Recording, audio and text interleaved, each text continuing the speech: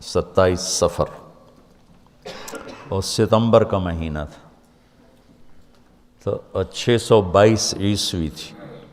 تو ادھر ہے مدینہ اور ادھر ہے جبل سور۔ تو ابو بکر نے عرض کی میں نے ایک غار ڈھونڈ رکھا ہے، پہلے وہاں چلتے ہیں، تو جب ہماری تلاش ذرا رک جائے گی پھر ہم نکلیں گے۔ تو اللہ کے نبی پنجوں کے بل چل رہے تھے، پنجوں کے بل۔ پنجوں کے بل اس لیے چل رہے تھے کہ پاؤں کا نشان دیکھ کر کھوجی پیچھے نہ پہنچ جائے۔ یہ ایک علم تھا جو اب مٹ گیا ہے، چونکہ سڑکیں پکی ہو گئیں تو چور کا نشان ختم ہو جاتا ہے۔ جب سڑکیں کچی ہوتی تھیں تو اس کے قدموں کو کھوجی پہچانتا ہوا چلتا چلتا چلتا اس کے گھر پہنچ جاتا تھا، چاہے وہ 100 میل ہوتا تھا۔ تو یہ کوئی مکہ سے غار سور 3 میل تھا، تو آپ ایسے جا رہے تھے ایسے۔ ابو بکر کبھی آپ کے آگے چلتے، کبھی پیچھے چلتے، کبھی آگے چلتے، کبھی پیچھے چلتے۔ تو آپ نے پوچھا یہ کیا کرتے؟ کبھی آگے کبھی پیچھے۔ تو کہنے لگے اخاف الرصد فامشی امامک، اخاف الطلب فامشی خلفک۔ جب مجھے یہ خیال آتا ہے کہ کوئی آگے چھپا ہوا حملہ آور حملہ نہ کر دے دشمن تو میں آگے ہو جاتا ہوں، جب مجھے خیال آتا ہے پیچھے سے کوئی پہنچ نہ جائے تو میں پیچھے ہو جاتا ہوں، اس طرح۔ تو آپ نے بہت شکریہ ادا کیا ان کا۔ جب پہاڑ پہ چڑھنے کا وقت آیا تو آپ کی انگلیاں زخمی ہو گئی تھیں ایسے چلتے چلتے۔ کس قدر نبی اسباب کی رعایت کر رہے ہیں، اسباب کی رعایت کتنی ضروری ہے۔ تو ابو بکر نے آپ کو کندھے پہ بٹھایا اپنی کمر پہ، اور غار جبل سور ایسے سیدھا پہاڑ ہے ایسے، میری آج تک ہمت نہیں ہوئی چڑھنے کی، حالانکہ کتنے سالوں سے اللہ لے جا رہا۔ تو آپ کو اپنے کمر پہ بٹھا کے اوپر پورا پہاڑ اوپر چڑھے، پھر آپ کو باہر کھڑا کر دے گا، آپ اندر نہیں جائیں گے۔ خود اندر گئے، ایسے اس کو ٹٹول ٹٹول کے جتنے سوراخ تھے پتھروں سے بند کر دیے، سوراخ باقی بچ گئے۔ تو اپنی پگڑی اتاری، پھاڑ پھاڑ کے سوراخ بند کی، پھر سوراخ باقی تھے، کرتا اتارا اور پھاڑ پھاڑ کے سوراخ بند کیے۔ ایک باقی رہ گیا جس میں وہ سانپ تھا۔ علماء نے لکھا ہے کہ وہ سانپ جو ڈس رہا تھا، ایک تو سانپ اپنی فطرت سے ڈستا ہے نا، علماء نے لکھا وہ اس لیے ڈس رہا تھا کہ وہ راستہ مانگ رہا تھا دیدار نبوت کے لیے۔ یہ کئی علماء نے یہ لکھا ہے کہ وہ اپنی فطرت سے نہیں، احتجاج کر رہا تھا کہ میں نے راہ دے، میں بھی دیدار کروں، میں بھی دیکھنا چاہتا یہ تھا۔ تو کہا یا رسول اللہ آئیے۔ جب آپ اندر تشریف لائے تو اندھیرا تھا، پتہ نہیں چلا۔ تھوڑی سی روشنی ہوئی تو دیکھا ابو بکر کا نہ کرتا تھا نہ عمامہ۔ تو آپ نے پوچھا تیرا کرتا کدھر ہے، تیری پگڑی کدھر ہے؟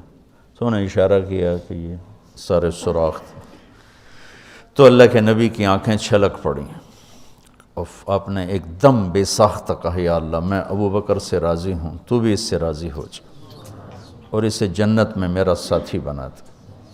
تو اسی وقت جبریل اترے اور آ کر کہا یا رسول اللہ، اللہ تعالیٰ خوشخبری دے رہے ہیں کہ وہ آپ کے ساتھی سے راضی ہو چکے ہیں اور جنت میں یہ آپ کے ساتھی بھی ہیں۔ یہ خوشخبری ہے کہ یہ جنت میں آپ کے ساتھی ہیں۔ تو انہوں نے قریش نے کھوجی بلا لیا، تو انہوں نے وہ انگلیاں پکڑ لیں اور ان انگلیوں پہ چلتے چلتے چلتے جبل سور پہنچا دیا۔ تو اللہ نے ان کے آنے سے پہلے، غار کا دہانہ بڑا ہے، ایک بیل ہو گیا، اس کے بیچ میں مکڑیوں نے جالے پھیلا دیے، ایک کبوتری نے تن کے رکھ کے انڈے دے دی۔ تو ان کے جانے سے پہلے 2 کام ہو چکے تھے۔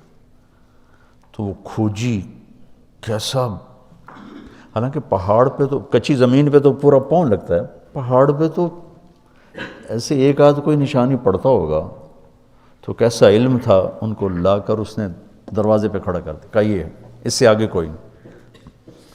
تو ابی بن خلف کہنے لگا تیرا دماغ خراب، یہ جالا محمد کی پیدائش سے بھی پہلے کا بنا ہوا ہے، اور تو کہتا ہے ادھر گھس گئے، بے وقوف کہاں لے کے آ گیا؟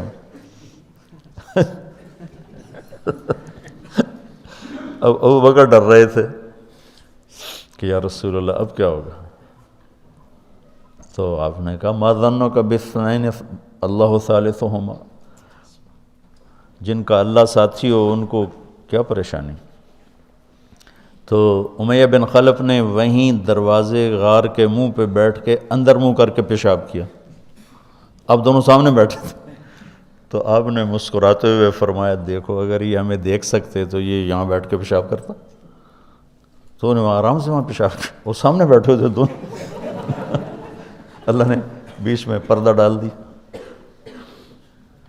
قرآن ابوبکر صدیق کے اندر کے جذبے کو بتاتا ہے، لا تحزن لا تحزن۔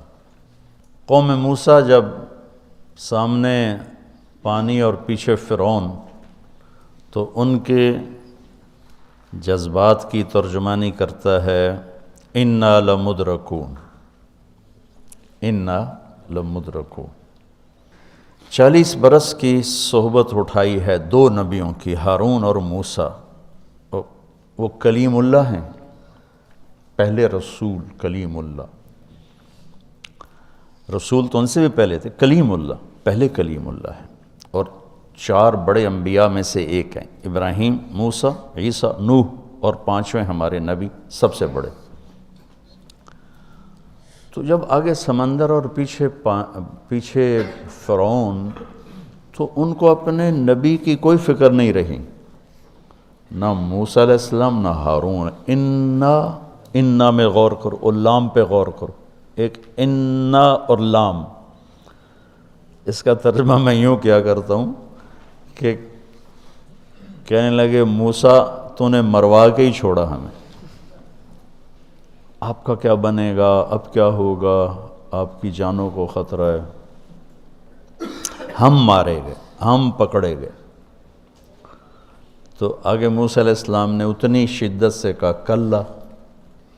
کلا کا ترجمہ میں یوں کیا کرتا ہوں کہ ہو تسی اسے لیک کہ یا تسی پانی ڈوب جاؤ یا تو فرعون لتر مارے، لیکن ان معی ربی، میرا رب میرے ساتھ ہے، مجھے بچائے گا تو میری تو فعل تم بھی بچو گے۔ تو انا لمدرکون ان کے ذہن کی عکاسی کرتا ہے، پستی ذہن کہ صرف اپنی پڑ گئی، اور لا تحزن عکاسی کرتا ہے کہ ابراہیم ابوبکر اپنی جان کا اگر خوف ہوتا تو لفظ آتا لا تخف، انہیں غم لگ گیا اپنے نبی کا کہ اب میرے نبی کا کیا ہوگا۔ تو حزن اپنے لیے نہیں، اپنے دوسرے کے لیے، آپ کی اب آپ کا کیا بنا، اب میرے نبی کا کیا بنے گا، اس کیفیت کے لیے قرآن نے اس میں عظمت صدیق ہے، لا تحزن، کہ انہیں اپنا کوئی فکر نہیں تھا، انہیں فکر پڑ گیا نبی کی۔ تو انہوں نے کہا ان اللہ معنا، اور ان اللہ معنا صدیق کو بھی اپنے ساتھ لے لیا، تیرے میرے دونوں کے ساتھ اللہ ہے، فکر۔ موسیٰ علیہ السلام نے صرف اپنے آپ کو لیا ان کے اس جملے کی وجہ سے، ان معی ربی، میرا رب میرے ساتھ۔